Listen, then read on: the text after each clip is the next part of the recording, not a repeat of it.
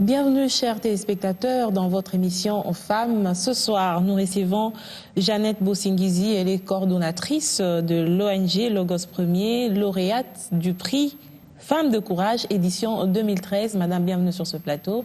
Merci, Faiza. Et encore, peut-être bonne fête de la femme, parce que nous sommes en plein mois de mars. Merci beaucoup. C'est la deuxième fois que nous aussi bonne fête. Merci, c'est la deuxième fois que nous vous recevons sur ce plateau de l'émission Femmes. Finalement, on vous donne une journée, ça suffit pas. Un mois, ça vaut la peine pour parler de la femme? Bon, je crois qu'une journée, ça va, parce qu'il y a plusieurs journées internationales de l'eau, de l'environnement. Pour la femme, ça va. Mais tout un mois, ça dépend de la femme. Comment elle comprend ce mois-là. Moi, je crois que s'il y a un mois, c'est pour réveiller la conscience de la femme, pour que la femme puisse... Un mois pour réveiller la conscience de la femme et 11 mois en dehors, c'est ça? Non, parce que ce n'est pas que la femme doit dormir. C'est pas que la femme doit dormir et ce n'est pas que c'est le mois. Moi, personnellement, je me dis, chaque jour que je me réveille, que je respire et que je peux travailler, c'est une journée pour moi. Mais bon, les Nations Unies ont décidé de donner un mois à la femme. Mais c'est pas tout le monde. C'est une partie. Parce que j'ai déjà appris que les pays arabes n'ont pas accepté cela. Effectivement, tout un mois, ça dépend comment la femme prend ce mois-là. Est-ce que c'est un mois ou la journée pour festoyer? Est-ce que c'est une journée ou un mois pour essayer de réfléchir d'où est-ce que nous venons, où est-ce que nous sommes et où est-ce que nous allons? Et les femmes, est-ce qu'ils réfléchissent? Les femmes, qu'est-ce qu'elles ont déjà fait? Surtout pour les femmes congolaises de la RDC. Il y a 2 ans, cette journée, en tout cas moi j'étais contre personnellement ce qu'on faisait le 8 mars. De quelle manière? C'était devenu, moi personnellement, c'était moi qui le dis, c'était devenu je considérais ça journée de business. Le 8 mars, c'était la vente des pagnes, c'était les terrasses, on se coulait de la boisson. C'était les petites filles. Comme toutes les autres fêtes, hein, c'est comme la fête de Bonne Année. Oui, est-ce que le 8 mars, c'était... Moi, j'ai étudié à l'IFAD et j'ai même fait des recherches pour savoir que le 8 mars, les origines du 8 mars, et j'avais même publié les origines du 8 mars.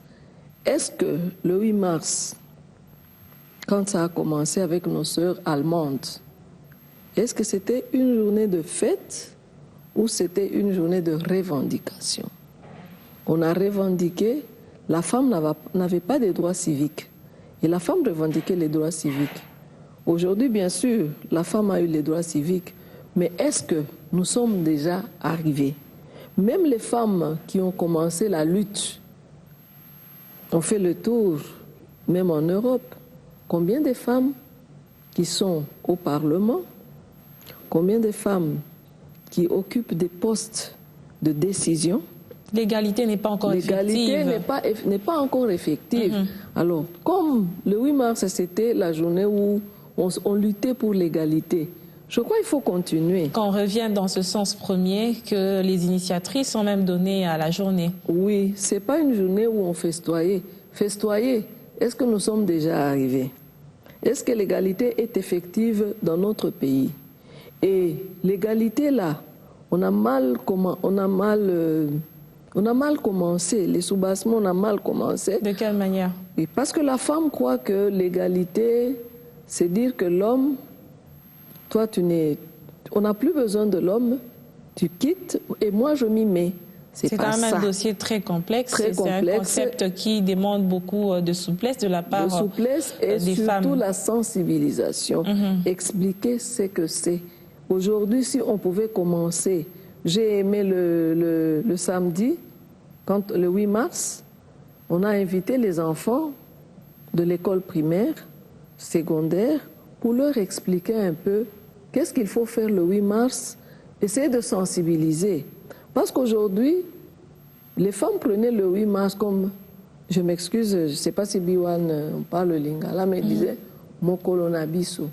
Donc la femme pouvait se permettre tout ce jour-là.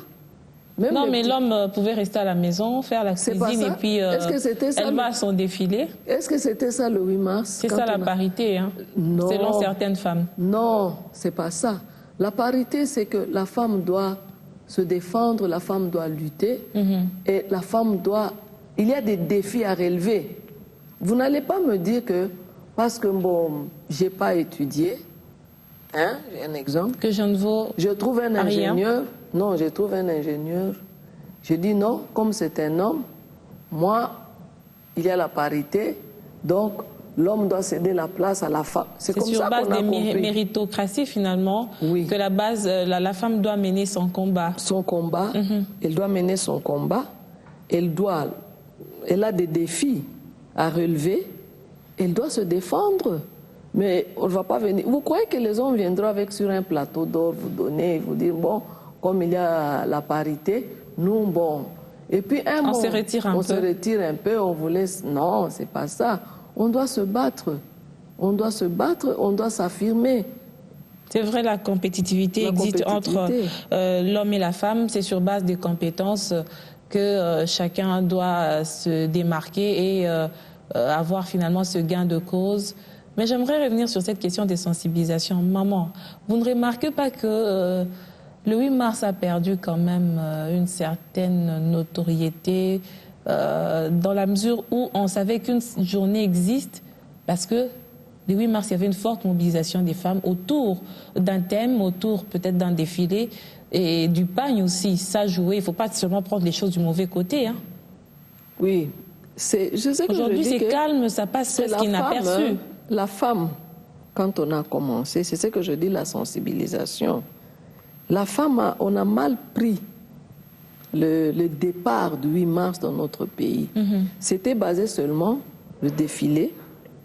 Après le défilé, le jour du défilé, on doit porter absolument des pagnes. On voyait même les enfants, les petites filles de l'école maternelle. Ce jour-là, c'était le pagne. En pagne. Et après le pagne, on s'est séparés et chaque groupe avait déjà réservé dans une terrasse où on devait boire jusque, je ne sais pas, à X heures, même 2 heures du matin. Et une maman qui rentre à la maison, sincèrement, une fois par moment. Non. Est-ce que c'est une fois par mois on est permis de faire des bêtises? Ces femmes-là rentrent ivres. Elle rentre ivre et elle est l'exemple. Quel exemple elle donne à ses enfants? Admettons si vous avez une belle fille. Hein? Moi, j'ai mon fils marié.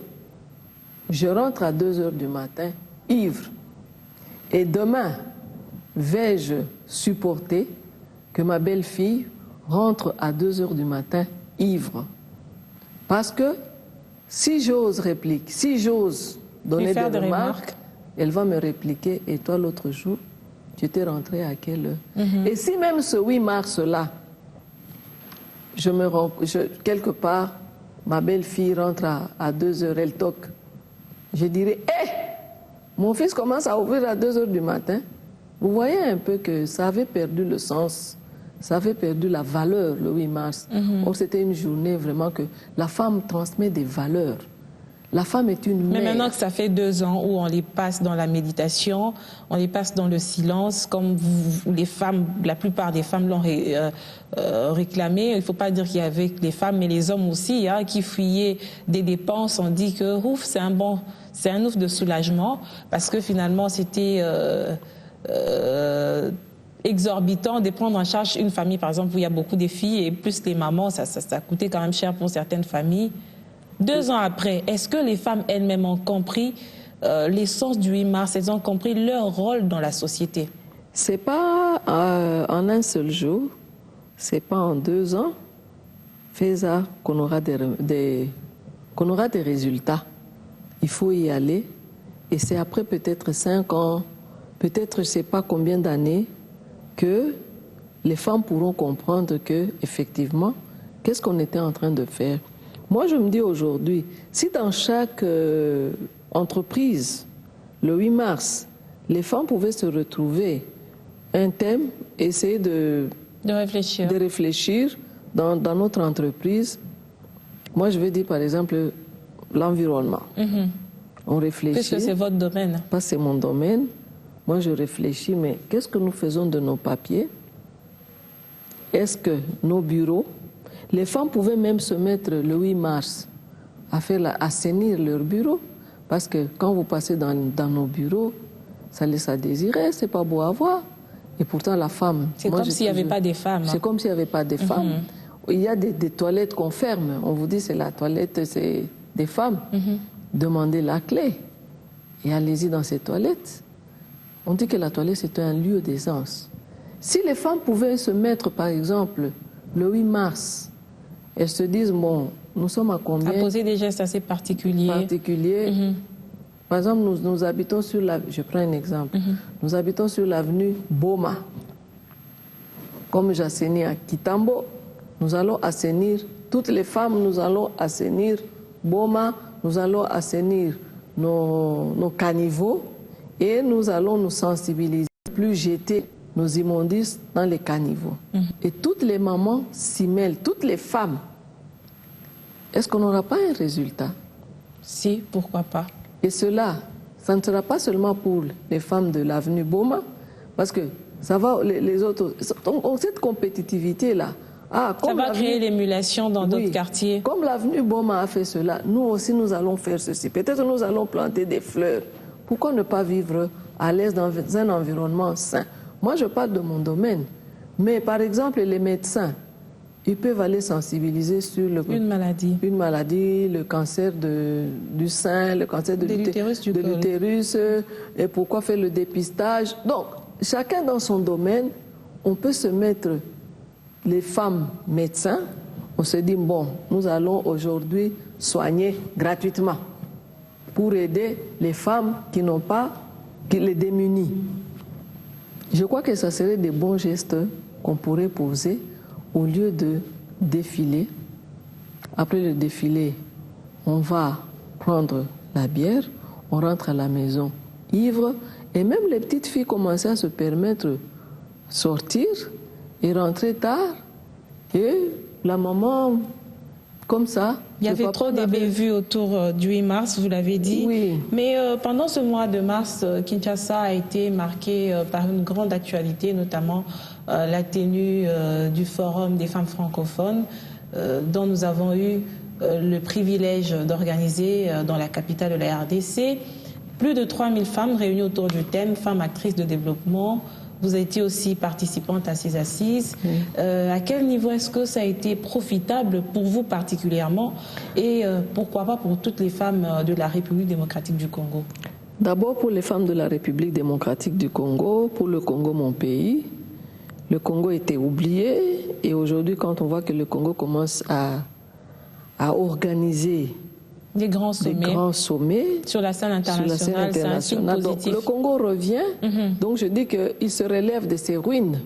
Et on doit continuer. Mais quant à moi particulièrement, j'étais dans l'atelier où on parlait paix et... Femme et paix. Femme et paix. Et c'est ce qui m'a... J'étais dans cet atelier-là. Moi, je crois que sans la paix, il n'y a pas de développement. Sans la paix, il n'y a pas de développement. Et quand on parle de paix, la paix, il y a plusieurs volets. Il y a la paix sociale, parce que vous pouvez avoir la paix, il n'y a pas des armes, il n'y a pas des bottes, tout ça. Mais quand vous n'avez rien à donner aux enfants, vous n'avez pas de paix. Vous n'avez pas la paix. Quand les parents... Il y a divorce à la maison. Il y a des histoires entre les parents, il y a divorce, tout ça. Donc, il n'y a pas cette entente entre les parents. Un déséquilibre conjugal. Un déséquilibre, oui, conjugal. Il n'y a pas la paix. Quand il y a la pauvreté, il n'y a pas la paix, c'est ce que j'ai dit, la paix sociale. Quand il y a les malades, quand il n'y a pas la santé n'est pas bonne en famille, dans un village, dans un quartier, dans un pays, il n'y a pas de paix. Et moi, dans mon domaine, je me dis, sans un environnement sain, quand l'environnement n'est pas sain, malsain, il n'y a pas de paix. Parce que quand l'environnement n'est pas respecté, n'est pas sauvegardé, on ne peut pas produire. Même si on va au champ, peut-être y revenir par rapport au lien entre environnement et femmes, parce que c'est votre domaine. Et on continue avec cette question de paix, paix sociale. Il faut finalement que tout soit réuni pour qu'on parle de paix. Beaucoup de facteurs sont mis en jeu. Pour qu'il y ait la paix, il faut d'abord la paix sociale. Parce que quand vous n'avez pas la paix sociale, même on a parlé de l'éducation. Comment est-ce que vous allez scolariser vos enfants si vous n'avez pas la paix sociale? La paix sociale, ça signifie vous ne savez pas payer le minerval de vos enfants. Comment est-ce que les enfants vont... Quand les enfants reviennent de l'école et qu'il n'y a pas à manger à la maison, est-ce que vous avez la paix? Vous n'allez pas demander à un enfant qui a faim de faire ses devoirs. Et demain, cet enfant les enfants, est-ce qu'ils seront appliqués? Il n'y a pas de paix, même pour les parents, parce qu'il n'y a pas de paix sociale. C'est l'avenir de tout un pays qui est bloqué. Oui, la paix sociale, c'est l'avenir de tout un pays qui est bloqué. Donc c'est tout un pays qui est bloqué parce qu'il n'y a pas de paix sociale. Parce que quand on ne sait pas éduquer les enfants, il n'y a pas de paix. Quand on ne sait pas scolariser ses enfants, il n'y a pas de paix. Et quel est l'avenir de ces enfants qui ne sont pas scolarisés? Quel est l'avenir de ces enfants qui sont tout le temps malades parce qu'il manque à manger? Est-ce qu'il y a la paix sociale? Et quelle est l'implication de la femme elle-même pour qu'il y ait la paix sociale? En attendant que les décideurs, les gouverneurs la femme, qu'est-ce qu'elle a? Leurs responsabilités. La femme doit lutter pour qu'on puisse, parce que c'est la femme, c'est la première qui est exposée quand il n'y a pas de paix sociale. Parce que c'est à la femme que les enfants s'adressent. Maman, nous avons faim. Maman, on a soif. Maman, même si c'est le papa, on passe toujours par la maman. C'est ce que je dis, que la femme, elle porte la vie en elle et elle transmet des valeurs. Et la femme est plus responsable que l'homme. Je ne dis pas que l'homme n'est pas responsable. La femme est plus responsable que l'homme. Parce que c'est elle qui est tout le temps avec les enfants. Et les enfants s'adressent plus de responsabilités. C'est par... je dis qu'il y a des principes que Dieu a établis et que tout ce qu'on peut faire, on ne peut pas changer ces principes. Dieu a mis la femme telle qu'avec ses sentiments, avec ses capacités. Et la femme, quand l'enfant demande à manger, le papa peut être là, il sort. Mais la maman ne va pas sortir. Au contraire, elle va chercher où est-ce que je peux aller quémander. Elle va commencer à chercher pourvu qu'elle puisse répondre aux besoins de ses enfants. Tout à fait. Oui. Et puisque vous parliez de la paix, du thème paix, femmes et paix, femmes et paix, femmes et sécurité, on l'a vu avec les atrocités dans l'est du pays. Au niveau des Nations Unies, il y a la résolution 1325 qui est un document qui a permis aux femmes, qui est en train de faire assez que les femmes puissent s'impliquer d'abord en amont dans les processus de recherche de la paix. Est-ce que ces questions-là ont fait partie des résolutions du forum par rapport à l'implication des femmes dans les processus de recherche de la paix? Oui, on a parlé des femmes, que les femmes devaient s'impliquer partout où on prend les décisions, où les décisions se prennent. Et bon, c'est... Dans les processus, oui, mais vous n'êtes pas prête à prendre les armes, hein? Non, en tout cas, pas moi. Pas moi. Parce que moi, quand je vois les atrocités, je suis originaire du Sud Kivu. J'ai mal. J'ai très mal. Je n'aime même pas en parler. Une fois, il y avait une émission sur RTNC2. Je n'ai pas pu continuer l'émission. C'est dur, c'est une pilule amère. Oui, parce que chaque fois qu'on t'appelle, tel a été violé. Ce sont nos grands-mères, ce sont nos enfants, ce sont nos petits-enfants, ce sont nos neveux et nos nièces. Et vous croyez que nous avons aussi la paix? Nous n'avons pas la paix. Nous n'avons pas la paix du tout. Ça me fait mal quand je parle de ça, mais nous devons lutter pour que ça puisse prendre fin. Et nous devons lutter pour que la résolution 1325 soit effective d'application. c'est beau d'écrire, mais il faut l'application. Les Nations Unies, oui, ça fait combien de temps? Mais l'application aujourd'hui, quel est l'impact de la résolution 13, toutes ces recommandations. Et aujourd'hui, on continue à violer à l'Est, n'est-ce pas? On continue à violer. Et moi, ça c'est moi. Personnellement, je me dis, si les femmes de l'autre côté... De l'autre côté, c'est de quel côté dont vous parlez? En Occident et ailleurs. Moi, ici, chez moi, au Congo, il n'y a pas d'usine où on fabrique les armes, n'est-ce pas?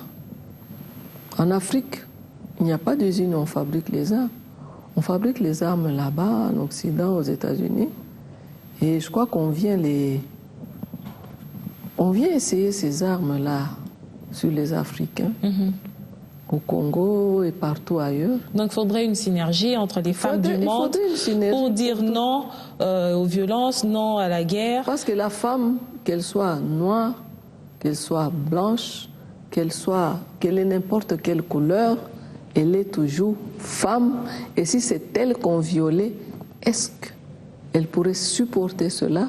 Si on violait, on apprend même qu'on viole des enfants de 3 mois, de 3 ans, est-ce que cette femme peut accepter qu'on viole aussi son propre enfant de 3 ans?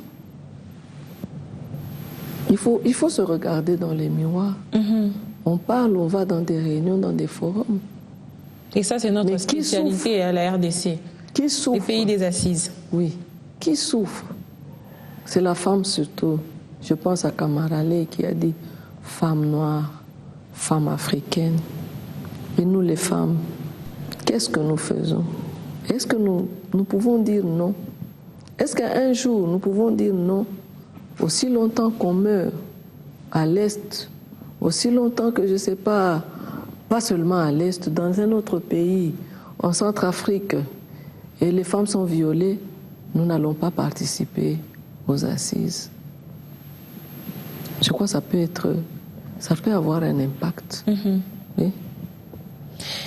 C'est vraiment dur cette situation dans l'Est du pays par rapport au regard du nombre des femmes qui sont violées. Mais c'est vrai que les mêmes causes produisent les mêmes effets. Il fallait peut-être taire les armes. Il y a eu une évolution dans ce sens-là avec la défaite du M23 sur le terrain, et c'est pour essayer de réduire tant soit peu les conséquences de la guerre. Mais après la guerre, Madame Jeannette Bosingisi, ces femmes-là qui ont été violées, comment peuvent-elles se remettre? Vous avez participé vous-même à une rencontre pendant le mois de décembre avec l'ONU pour essayer, c'était sur l'ONU Femmes bien sûr, sur les 16 jours d'activisme.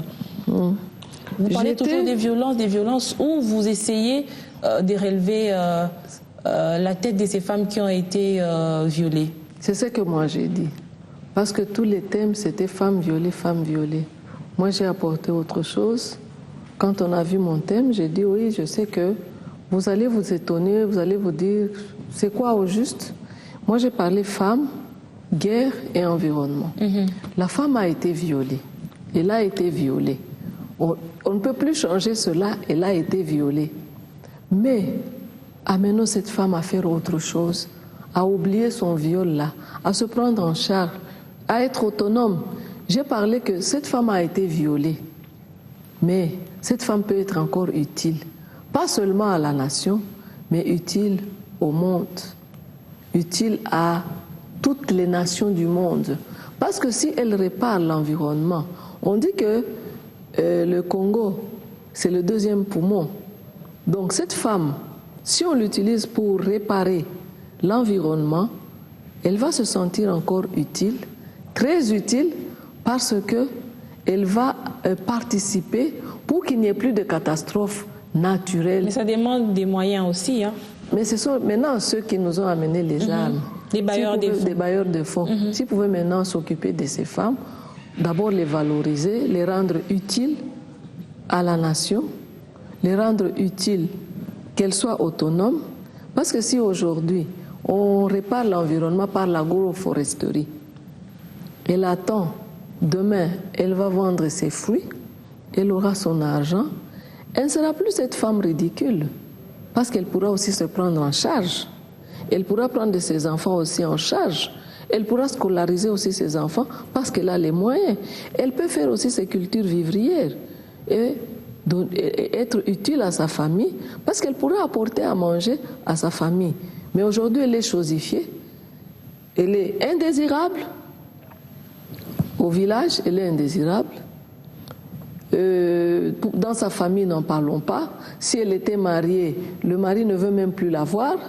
Et pourtant, ce mari, il a juré qu'il va protéger cette femme. Mais ce mari n'a pas protégé la femme. Et aujourd'hui, je crois qu'on peut rendre cette femme utile au lieu de la laisser dans son coin, en train de ruminer, en train de broyer du noir et de penser toujours à son viol, qu'elle tourne la page. Elle a été violée, ça ne peut rien changer, mais rendons cette femme utile. Et c'est ce que j'ai fait, c'est ce que j'ai tenu, ce que j'ai dit. Et j'étais partie pour le compte de ONU Femmes, pour les 16 jours d'activisme. J'étais partie à Bukavu et on en a parlé. Et tout le monde était intéressé, dit ah bon, oui, la femme peut réparer l'environnement. Oui, la femme violée peut être utile. Parce que toutes les années là, il n'y a que des thèmes femmes violées, femmes violées, femmes violées. Ok, elle a été violée. Mais après, elle doit continuer à vivre. Elle doit oublier ce viol et continuer à vivre. Elle peut oublier, mais il ne faut pas qu'on oublie parce que les violeurs là ne doivent pas rester impunis. Mais il faut aider cette femme à se prendre en charge, à être autonome. Et c'est ce que j'ai dans mon domaine. Puisque vous parliez de l'autonomisation de la femme en RDC aujourd'hui, c'est quand même un grand défi à relever, hein, parce que l'autonomisation demande aussi l'autosuffisance, il faut des moyens pour se rendre indépendant. Est-ce que la femme congolaise, bien que très actrice, très active plutôt dans les développements à un certain niveau, est prête à jouer effectivement son rôle pour les développements de ce pays? Oui, FESA, l'autonomisation de la femme, même aux Nations Unies, ONU Femmes, quand vous lisez, il parle aussi de l'autonomisation de la femme. Donc ce n'est pas seulement en RDC. Mais si nous prenons l'exemple de la RDC, la crise dont on parle aujourd'hui, je crois, elle a commencé en RDC. Et si la femme ne s'était pas mise debout pour prendre la relève de cet homme-là, qui ne pouvait plus faire quoi que ce soit pour sa famille, je crois aujourd'hui on ne parlerait plus de l'économie. Il y aurait plus de dégâts. Il y aurait plus de dégâts. Mais ces femmes évoluent plus dans l'informel. Dans l'informel, c'est ça, l'État devait organiser ces femmes. L'État devait essayer de les accompagner, renforcement des capacités, comment est-ce que vous pouvez gérer, qu'est-ce que vous pouvez faire. Mais moi j'ai quand même une crainte aussi par rapport à la lutte dont des femmes se sont engagées, notamment sur la question de l'égalité, en termes de compétences. Il faudrait déjà on dirait qu'on est en train de se vouer dans un combat où on ne sortira pas forcément vainqueur, parce que si on regarde le nombre de femmes qui sont analphabètes, c'est criant, c'est très criant. Les hommes ont eu la chance, l'occasion de se rendre à l'école, de se former, et ce sont ces hommes-là qui ont pris les devants. Quelque part, c'est aussi un fait qui décourage les femmes à ne pas oser s'engager dans des sphères qui lui permettent d'évoluer. C'est pas une raison, mais c'est surtout nos coutumes en Afrique. On montrait à la fille qu'elle, c'était la cuisine, c'était le mariage. Et le petit garçon, c'était lui le chef. Et on pouvait payer les minervales au garçon, pas à la fille. On disait que la fille n'est pas utile pour la famille. Il y a même le ministre des tutelles qui répète souvent cette phrase-là pour dire qu'on devait même changer les manuels déjà, parce que dans les manuels, c'est écrit la fille va au champ, je crois, et le garçon joue au ballon. Non, je vais vous donner un exemple. Demain, c'est la journée internationale de l'eau. Ce n'est pas des recherches à faire. Sortez seulement. Quand vous voyez les gens ceux qui sont à la recherche de l'eau, Est-ce que vous voyez les petits garçons derrière les mamans? Non, ce sont les jeunes filles. Les jeunes filles et les mamans. Vous voyez, vous allez rencontrer une petite fille de 5 ans avec qui des porte bidons de 5 litres. Un bidon, même de 20 litres. Un poids supérieur même à son poids. Allons devant la régie des eaux. Il y a la statue, il y a la femme. C'est la femme qui porte Je le me bassin dis d'eau. donc, la régie des eaux nous dit que c'est un la stéréotype. femme, parce que c'est ce que nous vivons, c'est la corvée que la femme vit en RDC tous les jours. Pourquoi on n'a pas mis une femme devant un robinet, mais elle porte de l'eau sur sa tête, un grand bassin sur sa tête. Alors, pourquoi ne pas ajouter? Moi, je demanderais, ou bien on enlève la statue, parce qu'on dit que, je me dis que c'est la femme, et malheureusement, c'est la réalité que nous vivons. Soit on ajoute aussi, comme on parle d'égalité et des compétences dans le genre, hein, qu'on ajoute aussi une statue de. Mais il y a quand même des rôles qui nous sont innés, n'est-ce pas, maman? C'est ce que on sait qu'à la maison, la femme, c'est elle qui fait le ménage. C'est ce que je vous ai dit que, oui, on a des thèmes, on a tout ceci, mais quand nous rentrons dans la Bible, moi je suis une chrétienne, Dieu a dit, je vous fais une aide semblable. Ce qu'on comprend, c'est ce qu'au début on a dit, on comprend très mal la parité et l'égalité. L'homme et la femme doivent cheminer ensemble. Ils sont des partenaires. Ils sont des partenaires, c'est la complémentarité. Est-ce que l'homme comprend les choses de la même manière? La faute, il faut maintenant, c'est ce que je vous ai parlé au début, j'ai parlé de la sensibilisation. Aujourd'hui, à l'EPSP, je crois qu'ils doivent changer un peu et commencer dès l'école maternelle à expliquer aux enfants ce que c'est la parité. On n'est pas ennemis, mais aujourd'hui, la compréhension, c'est comme si nous sommes des ennemis avec les hommes. Nous sommes des ennemis, et pourtant nous ne sommes pas des ennemis. Un monde sans femmes, c'est un monde nul. Un monde sans hommes, c'est un monde nul. Les deux doivent cheminer ensemble. Et c'est ce que je vous ai dit, garder l'équilibre. C'est ce que je vous ai dit, qu'il y a des principes établis par Dieu et qu'il y ait des thèmes, je sais, de n'importe comment. On ne changera pas ces principes. Dieu a donné un cœur. Dieu a donné à une femme la capacité de porter. Est-ce que l'homme peut porter une grossesse? Non. Est-ce que l'homme peut allaiter? C'est donné à la femme. Et la femme a des sentiments d'une mère. Donc cette femme des intuitions féminines qui par moment... Elle restera toujours femme. Elle gardera cela. Mais sur le plan professionnel, il ne faut pas la minimiser. Ce que l'homme fait, la femme aussi peut le faire. Mais à la maison, quand vous voyez, vous commencez à discuter avec votre mari sur la parité, donc il n'y a plus amour entre vous deux.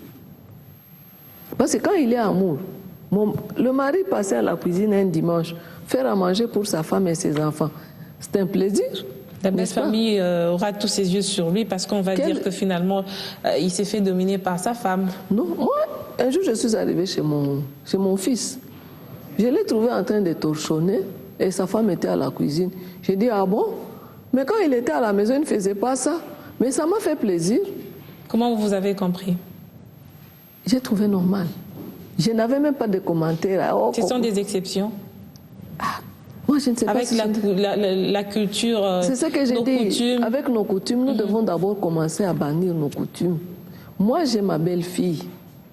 Je mets dans ma tête, je me dis que c'est ma fille. Ce que je ne peux pas vouloir qu'on me fasse, je ne dois pas le faire aussi à ma fille. Je ne peux pas le faire aussi à ma belle-fille. Moi, j'ai vécu avec ma belle-mère. Je ne connaissais pas le lingala à l'époque. Je ne connaissais pas le kikongo. Mais aujourd'hui, quand je te parle le kikongo, tu crois que je suis de Bandundu. Tu sais ce que j'ai fait? J'ai acheté un cahier. Je disais, ma, elle me dit, j'écris. Et en 2 mois, Parce qu'il y avait votre volonté aussi et la volonté de la belle-mère, c'est ainsi que ça a bien marché. Le dernier volet en quelques minutes dans cette émission, j'aimerais quand même qu'on fasse une sensibilisation sur l'assainissement parce que la femme a un grand rôle à jouer par rapport à l'environnement, le maintien de la propriété au sein de notre environnement. Aujourd'hui, vous avez dit que vous entretenez Kitambo par rapport à votre ONG. C'est propre aujourd'hui Kitambo. C'est beau à voir, oui. Mais il y a encore beaucoup à faire parce que quand vous passez, avant d'atteindre Kitambo, vous passez par Delvaux, vous passez par Rupen, vous passez par beaucoup de communes où ça laisse à désirer.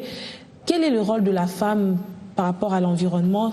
Un mot à toutes les femmes qui nous suivent. Mais d'abord, je veux vous dire qu'à Kitambo, c'est propre parce que le bourgmestre, qui est notre autorité de tutelle, il s'implique, il travaille avec nous. Et quand il trouve qu'à tel endroit ça ne va pas, il vous interpelle. Il vous interpelle et chaque fois il y a des réunions.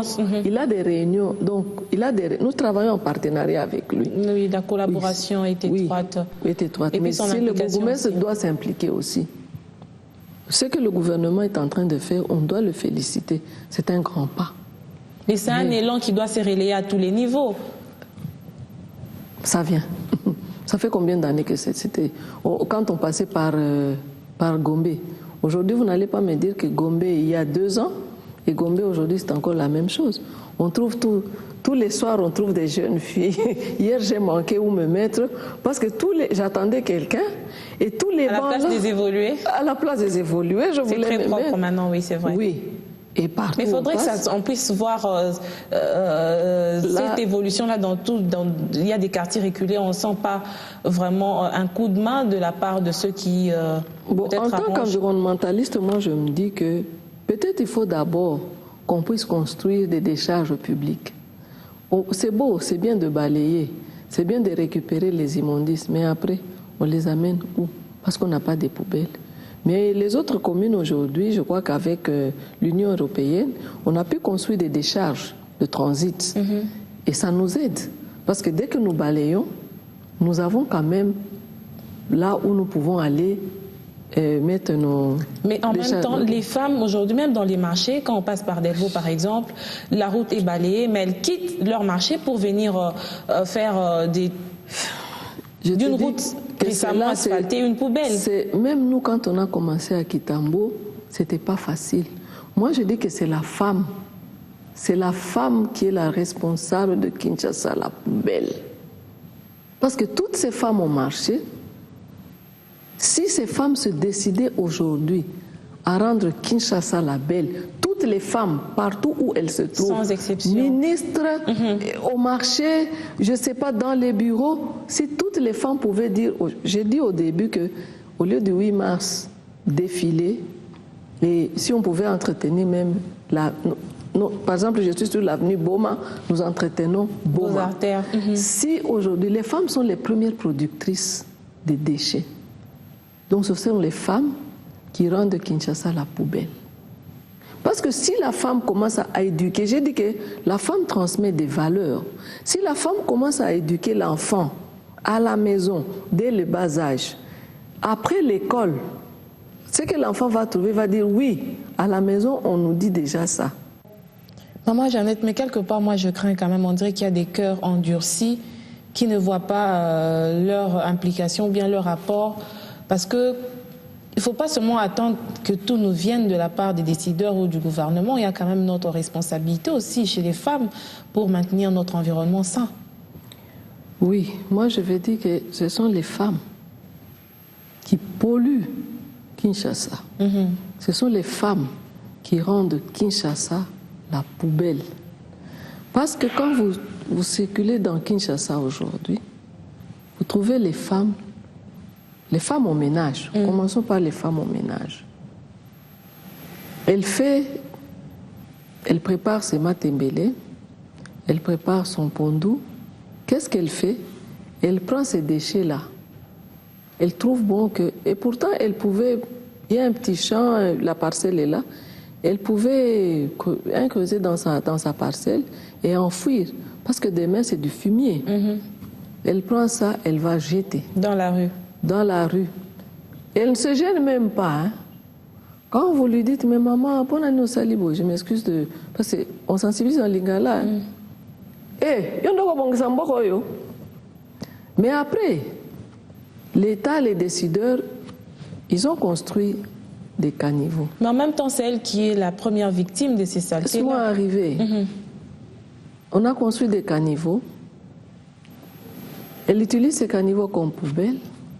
Demain, l'eau, il y a la pluie, l'eau ne circule pas, l'eau ne coule pas, ça stagne. Demain, il y a érosion, n'est-ce pas? Avec l'érosion, il y a des maisons qui s'écroulent, il y a mort d'homme. Après, on va créer l'État Tali l'Absoli Camboyo. Mais l'État Tali l'Absoli Camboyo, l'État a pu construire des caniveaux pour drainer l'eau. Mais vous avez utilisé ces caniveaux comme poubelle. Et après, vous créez l'État Tali l'Absoli Camboyo. Faites un tour au marché. Regardez ce que les femmes vendent. À même le sol. Vendent des légumes, des tomates, des fruits. Il y a ces femmes à qui on a donné même des étalages, mais qui ne veulent pas mettre leurs produits sur les étalages. Mais quand il a plu, fais-ça, tel que vous êtes là. Est-ce que vous avez envie d'entrer au marché? Même pas, ce n'est pas propre. Et ces femmes, vous les trouvez, la conscience, ça leur dit rien. Demain, ces femmes ont les enfants malades à la maison. Elles ne vont même pas se poser la question, mais ces fruits ici, ces légumes que je vends, je ne vends pas seulement pour avoir l'argent, parce que ce sont les mêmes légumes qu'elle utilise, qu'elle prépare pour ses propres enfants.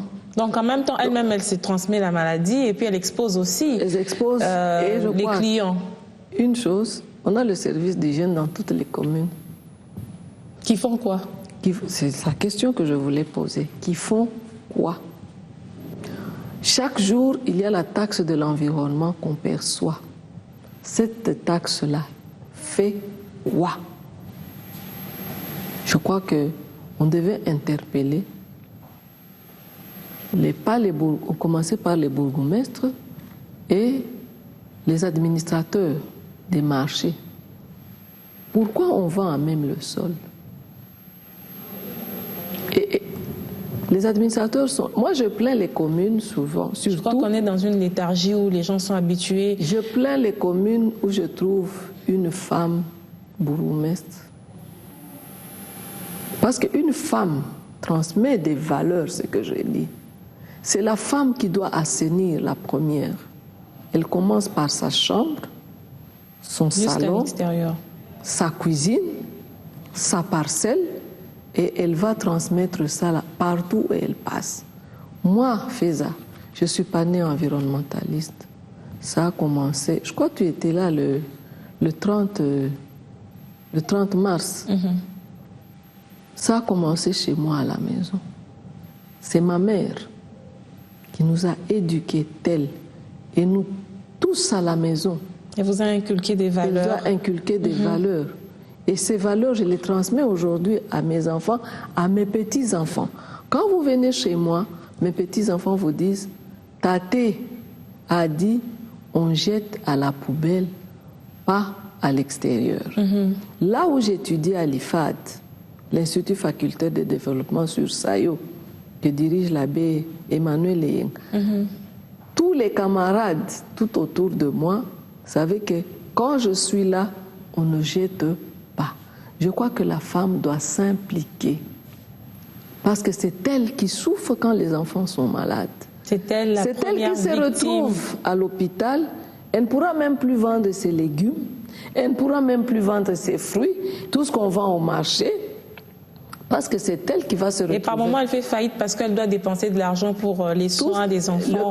Donc son capital est parti. Pourquoi? Parce qu'elle n'a pas assaini. Mais si toutes les femmes pouvaient s'impliquer, je crois qu'on n'allait même pas avoir besoin de moustiquaires imprégnés. Jeannette Bosengizi, je crois qu'il y a beaucoup à dire sur cette question d'assainissement. Vous serez peut-être la bienvenue dans notre émission Écran vert avec Bibi Chungoua. Mesdames, Messieurs, c'est tout pour notre émission de ce vendredi. Merci de nous avoir suivis à Kinshasa et partout dans le monde où Bioane est capté. Je vous retrouve vendredi prochain pour un nouveau numéro. N'oubliez pas notre rendez-vous des rediffusions, c'est tous les samedis à 7h et à 16h. Merci madame d'avoir répondu à notre invitation. Merci de m'avoir invité, Feza. C'est bien, surtout comme on a parlé de l'assainissement et on a transmis vous vous retrouvez, vous êtes dans votre domaine. De changer de comportement et de mentalité. Merci beaucoup.